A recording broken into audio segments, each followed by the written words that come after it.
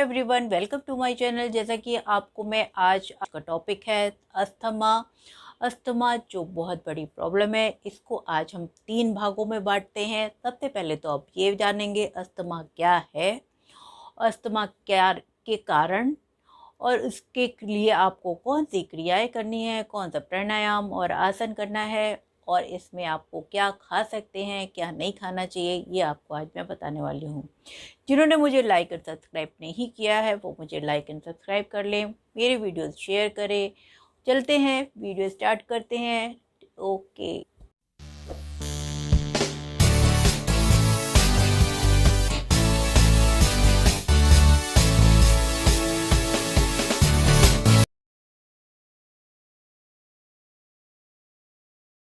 Hello friend, जैसा कि आपको मैंने आज बताया कि आपको आज हम अस्थमा के बारे में बात करेंगे। अस्थमा जो एक बहुत बड़ी प्रॉब्लम है दिल्ली एनसीआर के आसपास के एरिया के लिए, तो वो बहुत ही ज़्यादा आपको देखने को मिलता है। छोटे छोटे बच्चों को भी ये प्रॉब्लम हो जाती है, बड़े बुजुर्ग तो ये सर्वाइव करते ही हैं। तो आपने देखा होगा कि बहुत से लोग बच्चे मास्क लगा के घूमते हैं, या वो खेलते खेलते उनकी सांस फूलने लग जाती है और वो इन्हेलर बिना लिए उनको आराम ही नहीं मिलता। तो ये सारे सिम्टम्स अस्थमा के होते हैं। अस्थमा में मेन होता क्या है, आपकी श्वास की नली में जब आपकी श्वास मेन आपका लाइफ में आपको अच्छे से पता है कि ऑक्सीजन के बिना आपकी कोई लाइफ ही नहीं है।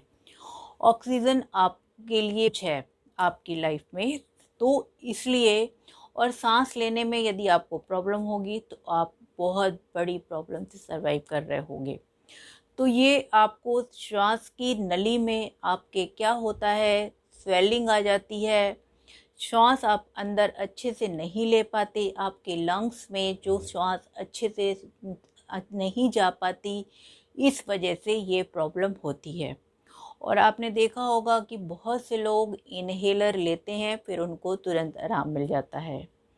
तो ये क्या है, ये आपको टेम्परेरी आपको ऑक्सीजन की मात्रा आपकी बढ़ाई जाती है जिससे आपको रिलीफ मिलता है।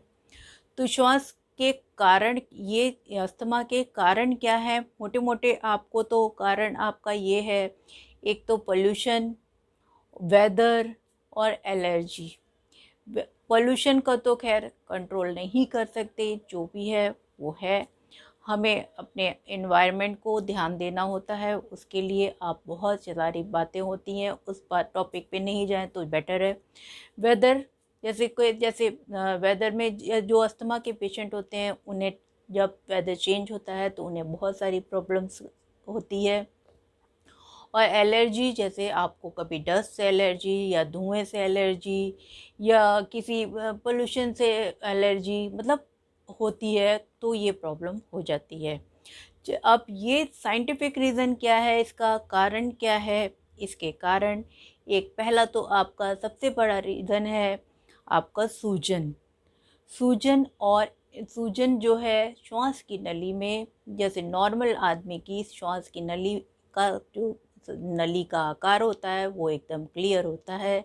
अस्थमा पेशेंट के श्वास की नली में स्वेलिंग आ जाती है, उसको इन्फ्लेमेशन भी कहते हैं, और उसकी वजह से श्वास लेने में थोड़ी सी जगह को कम मिलती है। दूसरा रीज़न है म्यूकस बलगम। आप जो नॉर्मल होता है उसको कोई प्रॉब्लम नहीं होती, वो एकदम एकदम क्लियर होती है नली। जो अस्थमा के पेशेंट में बलगम भर जाता है, इसकी वजह से श्वास की नली में श्वास लेने में उनको प्रॉब्लम होती है, क्योंकि जब कोई चीज़ भरी होगी तो प्रॉब्लम होगी होगी। थर्ड रीज़न है आपको ब्रोंको कंस्ट्रिक्शंस जिसे भी आप कहते हैं, वो आपको क्या है, सिकुड़ जाता है।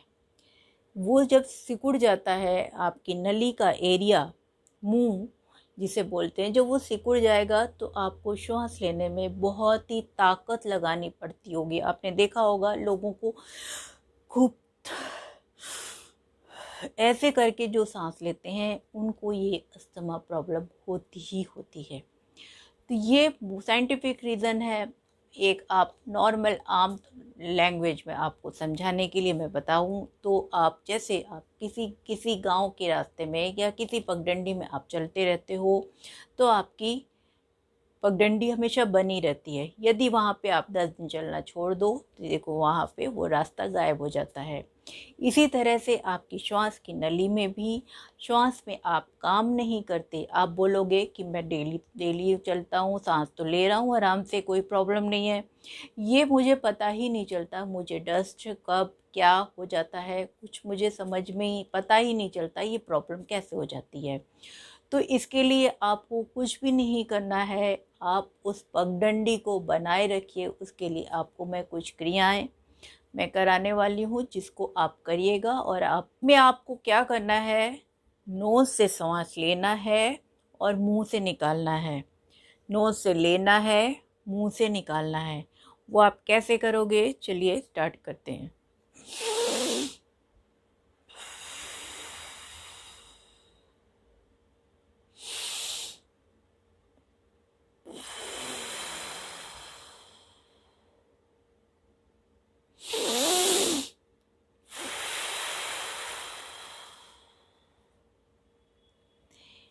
इससे आपका क्या हो रहा है, पूरी एक साइकिल चल रही है, आपका पूरा एक गोल चक्कर भर रहा है और आपकी श्वास की नली जो है पूरी तरह से प्रॉपर वे में खुल रही है। ये मैंने आपको करने के अभी 2 टाइम कराया है, आप 10 या 20 टाइम आराम से कर सकते हैं। सेकंड आपको क्या करना है, श्वास नोज से लेना है, मुंह से निकालना है, लेकिन होल्ड रखना है। वो आप कैसे करोगे, चलिए अब आप लोग नोज से लेंगे श्वास को, फिर होल्ड रखेंगे 5 मिनट, जितना आपका स्टेमिना है उतना रखिए, उसके बाद मुंह से निकालना है।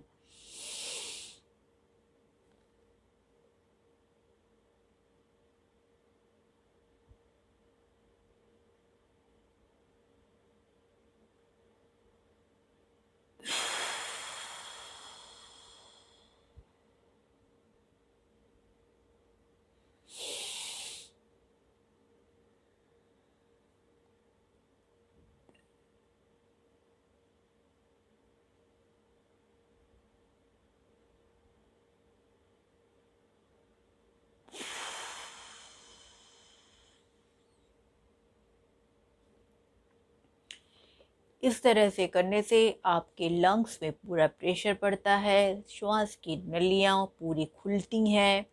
मेन आपको ऐसा कोई भी क्रिया या प्राणायाम करना है जिससे आपके लंग्स में फेफड़े पे प्रॉपर श्वास जाए और फिर वो आपका खुल जाए पूरी तरह से।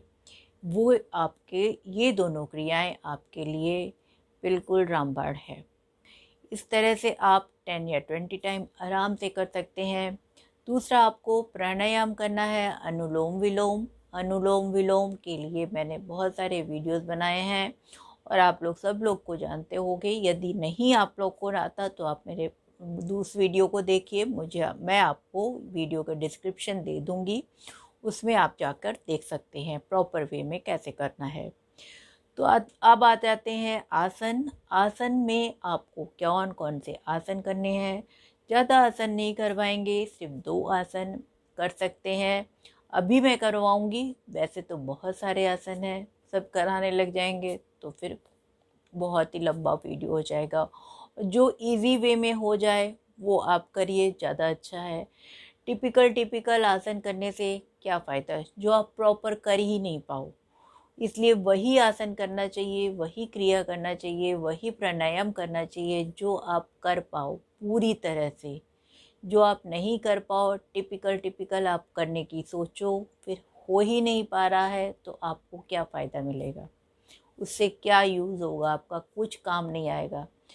इसलिए मैं जो आप कर सकिए इजी वे में, कहीं भी बैठ के, बेड पे बैठ के, फर्श नीचे मैट में बैठ के, चेयर में बैठ के भी आप कर सकते हो प्राणायाम, और क्रिया तो कर ही सकते हो। तो चलिए अब आसन करते हैं। आसन में आपको परिव्रता आसन करवाते हैं पहले, दूसरा आपको सर्पासन करवाएंगे।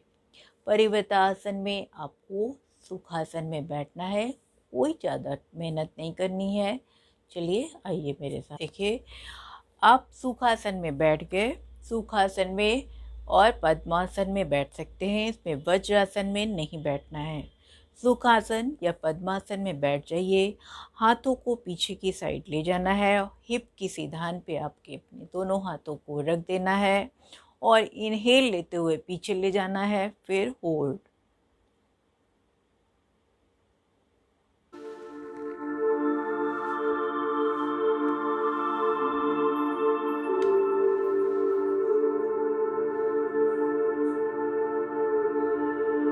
एक्सहेल लेते हुए हाथों को आप आगे लाना है। इसी तरह से आप कर सकते हैं। 10 या 20 टाइम आप आराम से कर सकते हैं। ये रहा आपका परिव्रता आसन। सेकंड है सर्पासन। उसके लिए आपको मैट में पेट के बल लेट जाना है। आप लोग सब लोग लेट जाइए। चलिए देखिए, पेट के बल आपको लेट जाना है, टमी के बेस पे लेट जाना है। दोनों पैरों को एकदम स्ट्रेट रखना है, नी को बेंड नहीं करना है।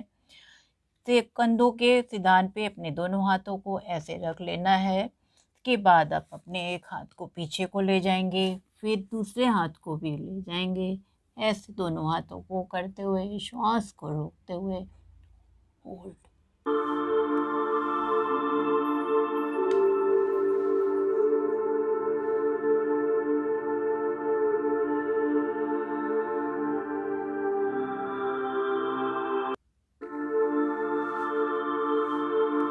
धीरे धीरे हाथों को छोड़ते हुए श्वास नॉर्मल लेते हुए रिलैक्स।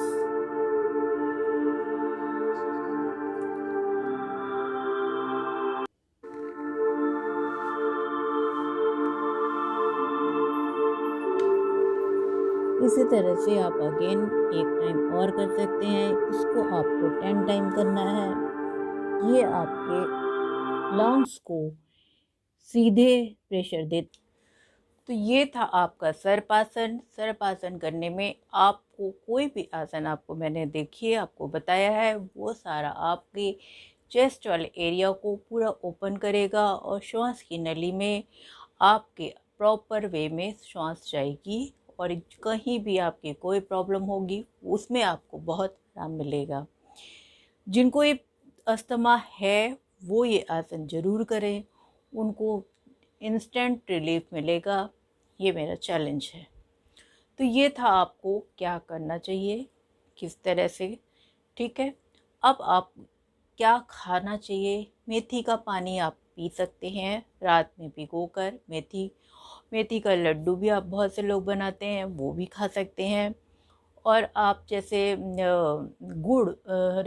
गुड़ को आप लीजिए, बहुत गर्म होता है।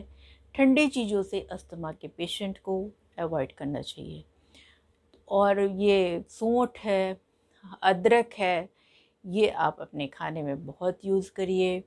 आपको जो है अस्थमा के पेशेंट को ठंडी चीज़ों में जैसे आइसक्रीम है, मसाले वाली चीज़ें हैं, इस टाइप की चीज़ों को थोड़ा सा अवॉइड करना चाहिए।